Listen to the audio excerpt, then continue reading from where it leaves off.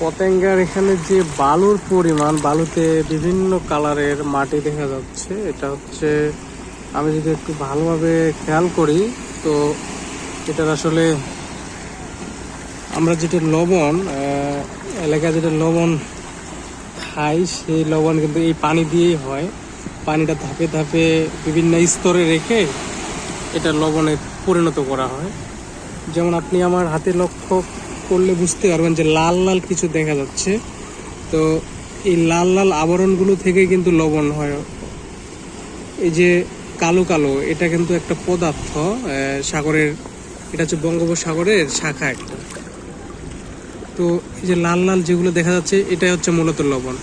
তো আমি আসলে এটা লবণ হয় কিনা এটা দেখার জন্য আমি পানি একটু মুখে দিচ্ছিলাম রোজা অবস্থায়।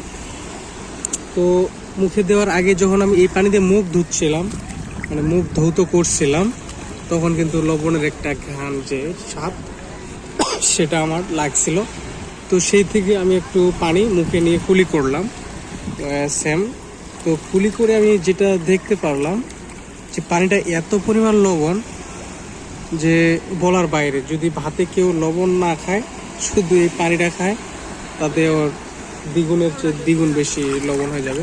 তো আপনি আমার হাতে লক্ষ্য করলে দেখতে পারবেন যে লাল লাল কিছু কিছু আবরণ দেখা যাবে। মূলত এই লাল লাল আবরণটাই লবণ, ঠিক আছে? তো আপনারা সি বিচ পতেঙ্গা আসতে পারেন ফ্যামিলি নিয়ে। এখানে ঘোরার জন্য সুন্দর জায়গা আছে, প্লেস আছে। তো এখানে এক এক সময় এক এক রকম জোয়ার ভাটা থাকে। যেমন বর্তমানে পানিটা নিচে নেমে গেছে। তো হয়তো সন্ধ্যার আগে আগে পানি আবার বেড়ে যাবে। আপনারা দেখতে পাচ্ছেন যে প্রচুর মানুষ। এটা হচ্ছে পুরোপুরি কক্সবাজারের যে ফিল, একেবারে কক্সবাজারের মতো সেম। মিনি কক্সবাজারও বলা চলে।